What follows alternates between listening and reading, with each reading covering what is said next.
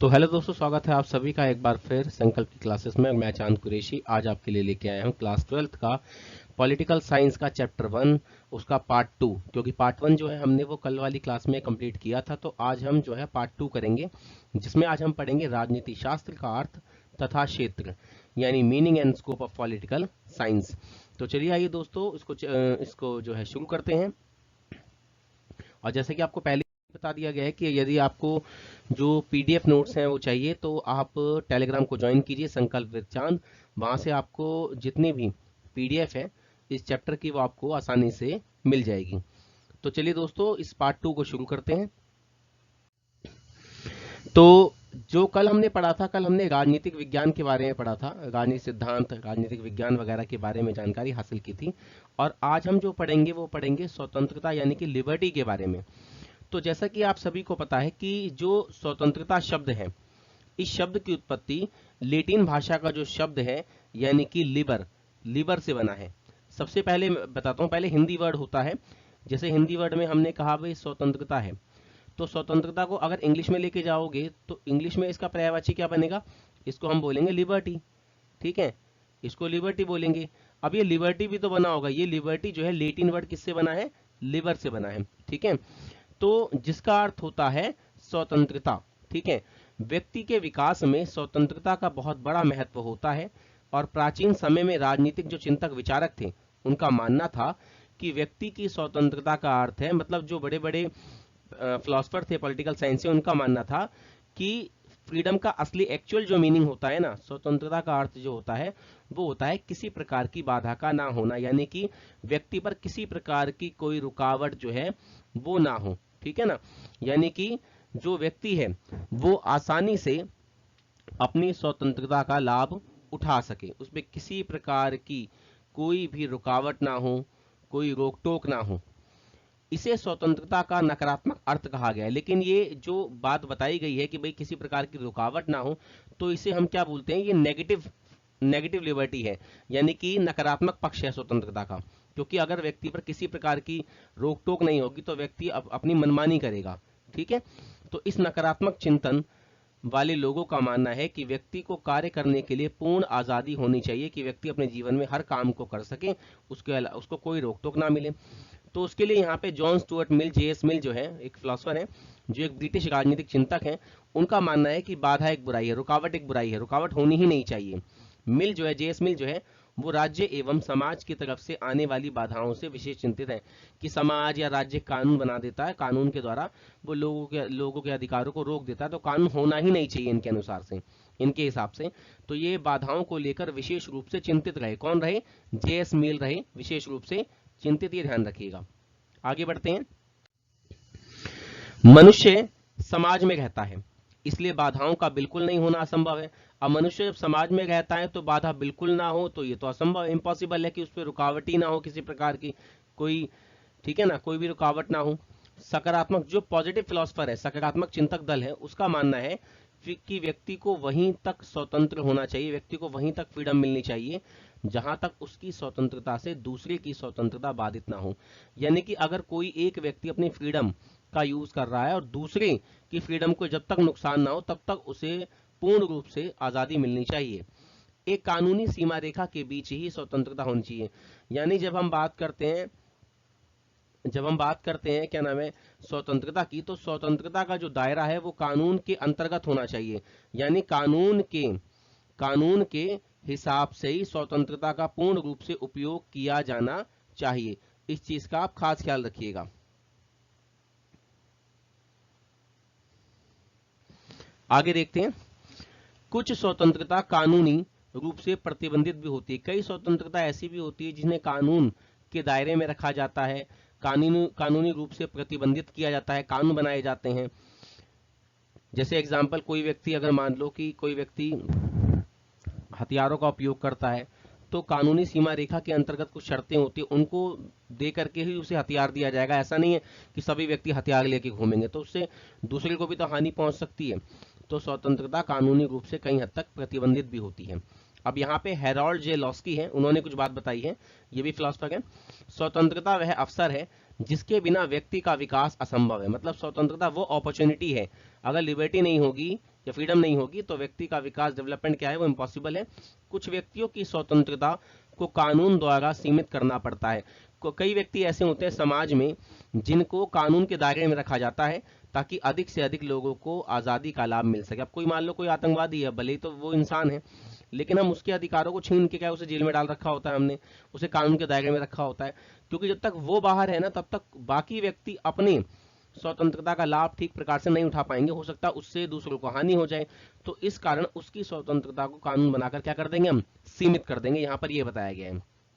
आगे आते हैं, स्वतंत्रता के प्रकार पढ़ते हैं, यानी डिफरेंट टाइप्स ऑफ फ्रीडम के बारे में कि फ्रीडम क्या क्या या किस किस टाइप की होती है।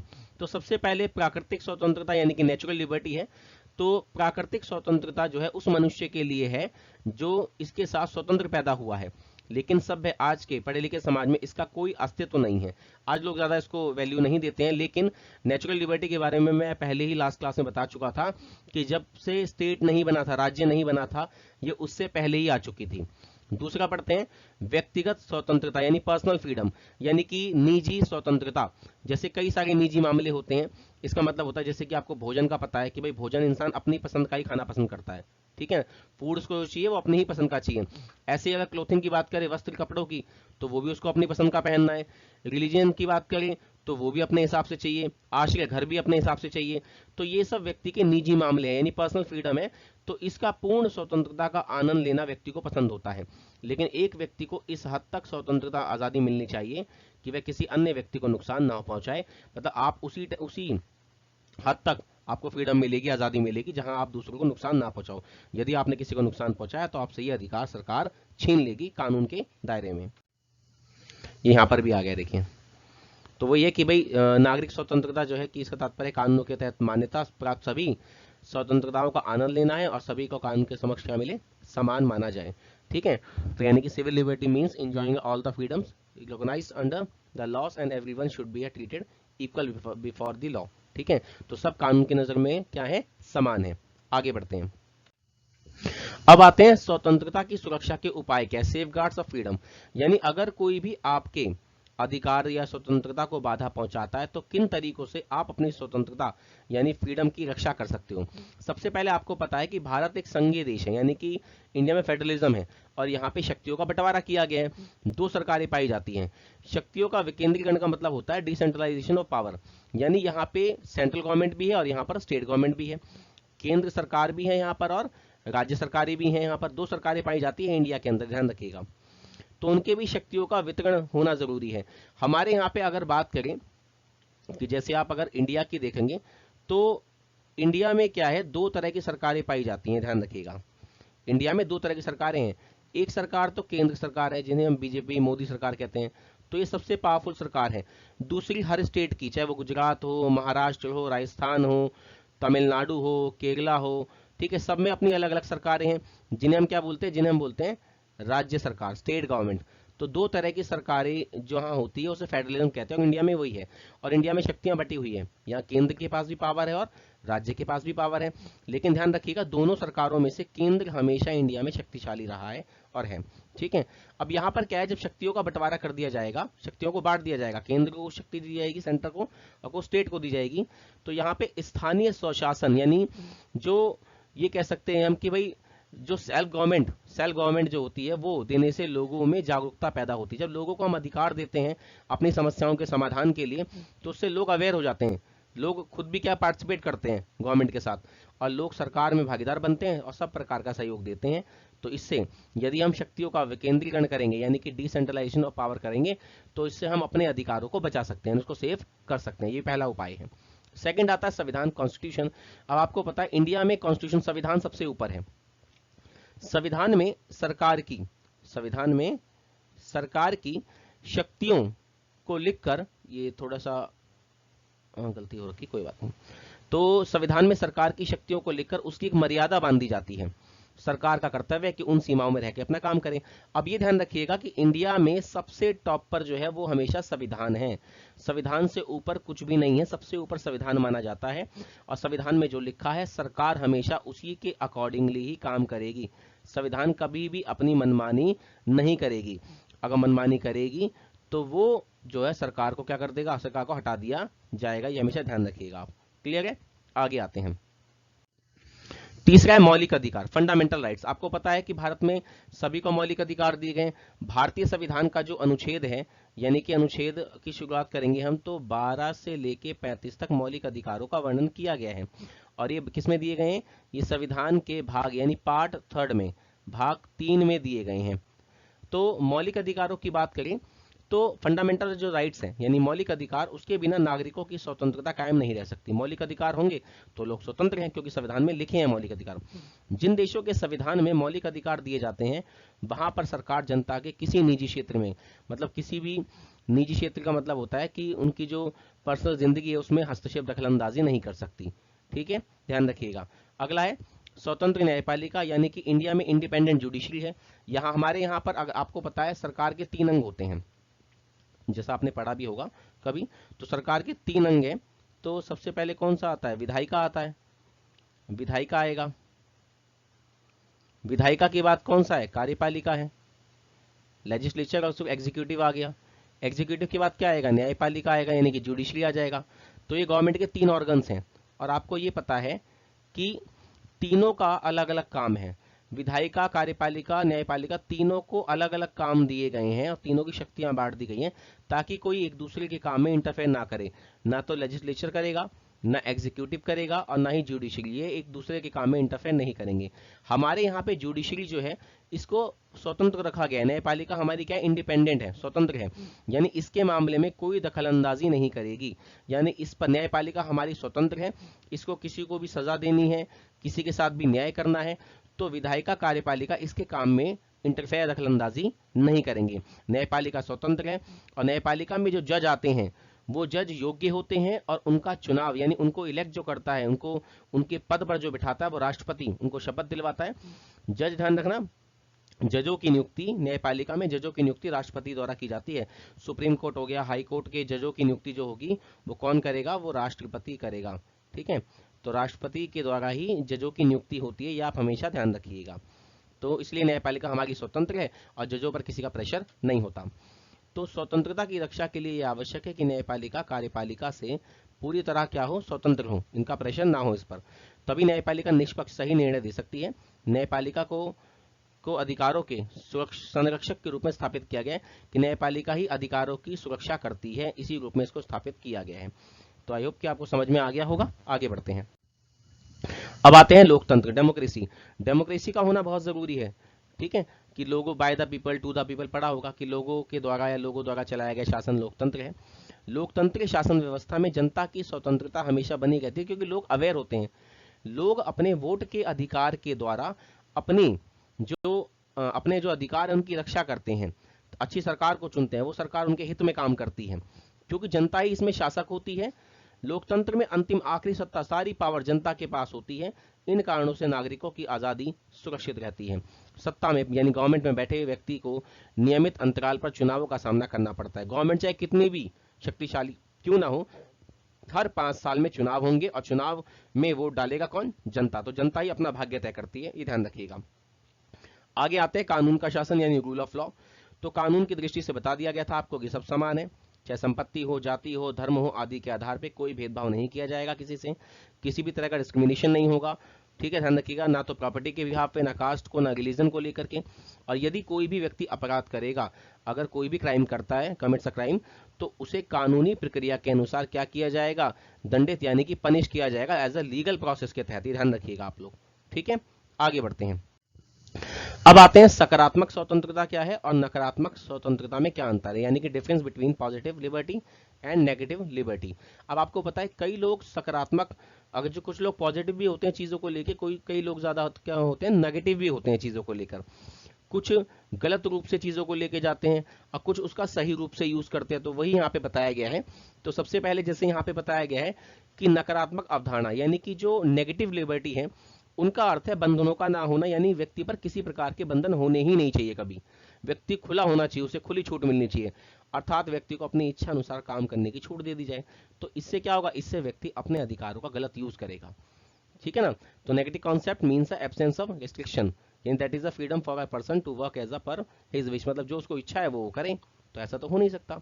ये पहली अवधारणा नेगेटिव वाली है। सेकंड पे आते हैं, नकारात्मक स्वतंत्रता के अनुसार कानून और स्वतंत्रता आपस में विरोधी, यानी लॉ और फ्रीडम जो है वो क्या है, कॉन्ट्रेडिक्टरी है, मतलब आपस में वो साथ कभी काम रह ही नहीं सकते। कानून जो होता है वो स्वतंत्रता की रक्षा नहीं बल्कि उसे नष्ट करता है, मतलब लॉ जो होता है वो कभी प्रोटेक्ट ही नहीं करता, किसको प्रोटेक्ट नहीं करता, फ्रीडम को, बल्कि वो उसको और खत्म करता है, डिस्ट्रॉय करता है। तो इनके अकॉर्डिंगली कानून कभी होना ही नहीं चाहिए, कानून कभी नहीं होना चाहिए। तो ये तो गलत बात है, अगर कानून होगा तो कानून तो हमारी सुरक्षा के लिए है ना, लेकिन ये तो गलत बता रहे हैं। तो नेगेटिव का मतलब क्या है, जो नेगेटिव सोचते हैं उन्हीं की बात बताई जा रही है। तीसरा आता है, नकारात्मक स्वतंत्रता के अनुसार व्यक्तिगत हित, व्यक्ति की भलाई और सामाजिक हित, समाज की भलाई दोनों अलग अलग होते हैं। इनका मतलब यह कि व्यक्ति अपने बारे में अलग से सोचे, समाज अपने बारे में अलग सोचेगा, ये दोनों अलग अलग चीजें, इनका मानना ये है। जबकि आपको पता है कि व्यक्ति का विकास समाज में रहकर ही होता है। अब यहाँ पर ये गलत बताया गया है। ठीक है, आगे आते हैं कि नकारात्मक स्वतंत्रता का तर्क यह स्पष्ट करता, मतलब ये बताते हैं कि व्यक्ति क्या करने से मुक्त, इसमें ये बताया जाता है व्यक्ति क्या क्या कर सकता है, कहाँ कहाँ पे उसको फ्रीडम मिली हुई है। तो ये था नेगेटिव लिबर्टी के पॉइंट। अब आगे बढ़ते हैं कि सकारात्मक स्वतंत्रता वाले क्या कहते हैं। तो जब बात करते हैं हम सकारात्मक स्वतंत्रता की, तो स्वतंत्रता की सकारात्मक अवधारणा का अर्थ है बंधनों का अभाव नहीं है, मतलब बंधनों में कमी नहीं है, बल्कि बंधन होने चाहिए व्यक्ति पर। व्यक्ति पे बंधन होंगे तो व्यक्ति उन बंधनों के अंतर्गत ही अपना विकास करेगा और दूसरों को हानि नहीं पहुंचाएगा। अगला है, मतलब ये है कि freedom does not mean absence of constraints, यानी कि व्यक्ति पे रुकावट लेकिन एक लिमिट में होनी चाहिए भाई, ताकि व्यक्ति अपना विकास भी करे, दूसरों को भी नुकसान ना पहुंचाए। जबकि यहाँ पे सकारात्मक स्वतंत्रता के अनुसार क्या बताया गया है कि कानून व स्वतंत्रता आपस में सहयोगी हैं, ये सब ये दोनों एक दूसरे से जुड़े हुए होते हैं। कानून स्वतंत्रता की रक्षा करते हैं, यानी कानून होगा तभी स्वतंत्रता की रक्षा होगी, व्यक्ति अपनी हद में रहेगा। आगे, सकारात्मक स्वतंत्रता के अनुसार व्यक्ति के हित, व्यक्ति की भलाई, समाज की भलाई में कोई विरोध नहीं होता, ये दोनों एक दूसरे के अगेंस्ट में कभी नहीं होते, दोनों एक साथ चलते हैं।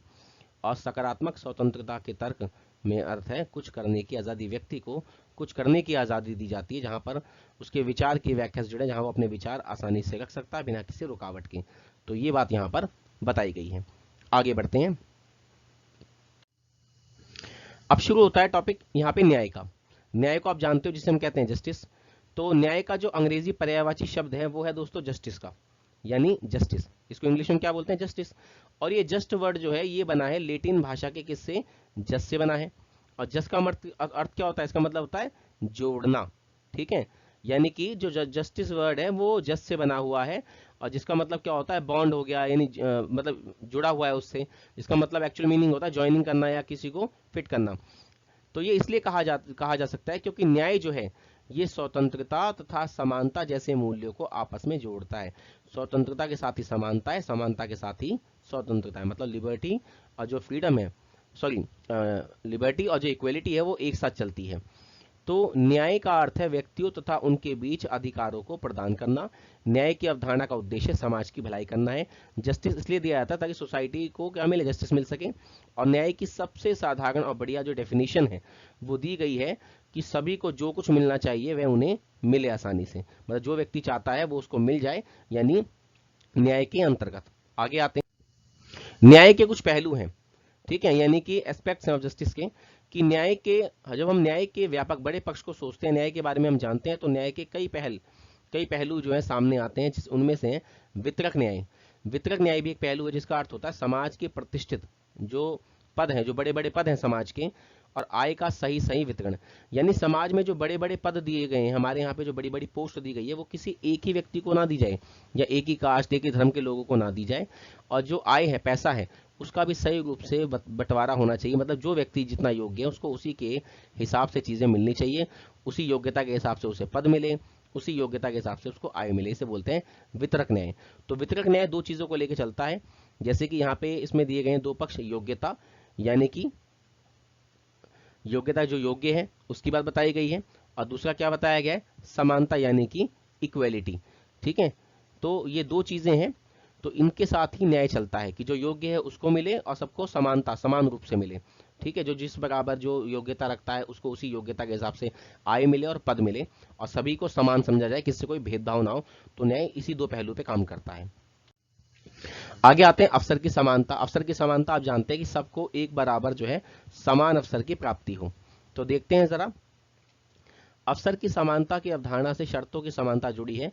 किसी भी दौड़ में अगर मान लो कोई भी एक रेस हो गई तो उसमें प्रत्येक व्यक्ति को का प्रारंभ स्थान पर होने का समान अवसर मिलना चाहिए। मतलब प्रत्येक व्यक्ति को प्रारंभ स्थान पे होने का समान अवसर मिले। मतलब अगर रेस स्टार्ट हो रही है तो स्टार्टिंग पॉइंट पे सबको एक साथ खड़ा किया जाए। ऐसा नहीं कि कुछ व्यक्ति को यहाँ खड़ा कर दिया, कमजोर वर्गों को, बड़े वर्गों को आगे खड़ा कर दिया। तो इनके लिए कुछ खास अधिकार हैं और रेस का ये एंडिंग पॉइंट है। तो जीतेगा कौन? ये वाला जीत जाएगा। तो ये अवसर की समानता नहीं है। अवसर की समानता का मतलब तो ये है कि सभी एक लाइन में बराबर रूप से खड़े हों और जो दौड़ में जीतेगा वो आगे आ जाएगा, बस। तो उसके पश्चात जीवन की दौड़ प्रारंभ होती है। इस दौड़ में कुछ प्रथम स्थान पे आएंगे जब जीवन में आगे बढ़ेंगे, और कुछ द्वितीय सेकंड रैंक पे आएंगे, कुछ असफल फेल हो जाएंगे। परंतु यह समानता का उल्लंघन नहीं होगा। बहुत सारे, क्योंकि जब इक्वल हम लाइन खींचेंगे ना, तो जो आगे बढ़ जाएगा वो बढ़ जाएगा, जो फेल हो जाएगा वो हो जाएगा। यानी कि जो जिसमें जितनी योग्यता होगी वो आगे बढ़ेगा। तो इससे अवसर की समानता है, क्योंकि स्टार्टिंग पॉइंट हमने सबके लिए इक्वल रखा था। बहुत सारे लोगों को विश्वास है कि शर्तों की समानता को तभी प्राप्त किया जा सकता है जब प्रारंभ से, जब शुरुआत से ही, मतलब हम शर्तों की समानता को, अवसर की समानता को सही रूप से तभी लागू कर सकेंगे जब पिछड़े वर्गों जैसे कि दलित हो गए, SC ST जो अनुसूचित जातियां हो गई, उनको रोजगार में, नौकरियों में, जॉब में आरक्षण यानी रिजर्वेशन देके क्षतिपूर्ति की जाए। आपको पता है कि प्राचीन काल में या पहले के समय में, आपको पता है ब्राह्मणीय विचारधारा का वर्चस्व रहा है। वेदों के समय, उस समय जब वैदिक परंपरा आई, उत्तर वैदिक काल आया, तो 4 वर्ण थे समाज में। 4 वर्ण के बारे में सुना होगा आपने, वर्ण। तो वर्ण में सबसे पहले तो स्थान कौन थे? सबसे पहले थे ब्राह्मण, ठीक है। दूसरे पे आते हैं क्षत्रिय, तीसरे पे आते हैं वैश्य, और चौथे पे कौन आते हैं? चौथे पे आते हैं शूद्र। ये 4 तरह के वर्ण होते थे। ब्राह्मण का काम था पूजा पाठ करना, क्षत्रिय का काम था युद्ध लड़ना, और वैश्य का काम था व्यापार वगैरह करना, शूद्र का काम था इन तीनों की सेवा करना। और शूद्र में जो दलित या आदिवासी वगैरह जो आते हैं, अनुसूचित जाति, इनके साथ बहुत ज्यादा जो है भेदभाव होता था। इनको अछूत समझा जाता था, मंदिरों में प्रवेश नहीं था, शिक्षा के अधिकार नहीं थे। तो बाद में ये हिंदू धर्म से कन्वर्ट होकर कई धर्मों में चले गए थे, बौद्ध धर्म या जैन धर्म या अलग अलग धर्मों में ये डिवाइड हो गए थे, और कुछ अभी भी हिंदू धर्म में शामिल हैं। लेकिन सरकार ने इन्हीं की सुरक्षा के लिए एक व्यवस्था निकाली जिसे हम बोलते हैं आरक्षण, रिजर्वेशन। यानी सरकारी नौकरियों में पहले से ही इनके लिए कुछ पद रिजर्व होते हैं, कुछ नौकरियां इन्हीं के लिए होती है। यानी उन नौकरियों पे केवल ही शूद्र यानी जो SC ST हैं वही जाएंगे।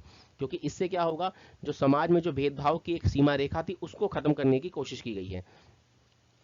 तो यहाँ पे वही बताया गया है कि जब हम अवसर की समानता को रखते हैं तो ये तभी प्राप्त होगी जब पिछड़े वर्ग, दलित या अनुसूचित जाति, SC ST जो है, उनको आरक्षण देके उनकी भरपाई की जाए। मतलब पहले से जो साधन नहीं थे उनके पास, अब वो थोड़ा साधन देके उनको आगे बढ़ाया जाए। क्योंकि समाज में बहुत तरह के लोग हैं, कई तो बहुत ज्यादा संपन्न है, अच्छी अच्छी कोचिंग में पैसा ले सकते हैं, नौकरियों के लिए अच्छे अच्छे ट्यूशन ज्वाइन कर सकते हैं।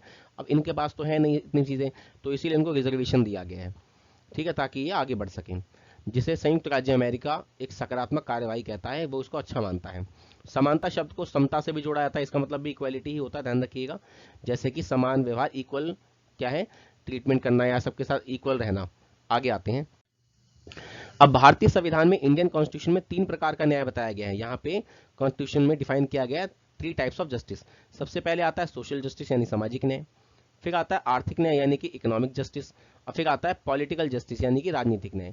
तो देखते हैं, सामाजिक न्याय जब बात करते हैं हम सोशल जस्टिस की, तो सामाजिक न्याय का अर्थ है कि नस्ल का, लिंग का, जेंडर का, जाति, कास्ट के आधार पर किसी भी भेदभाव के बिना प्रत्येक व्यक्ति को व्यक्तिगत अपने विकास के लिए समान सामाजिक अवसर उपलब्ध हो। सबको जो है किसी के साथ कोई डिस्क्रिमिनेशन ना हो, ठीक है, और सबको सोशल यानी सामाजिक अपॉर्चुनिटी जो होती है वो इक्वल तौर पे मिले, सबको बिल्कुल समान समझा जाए।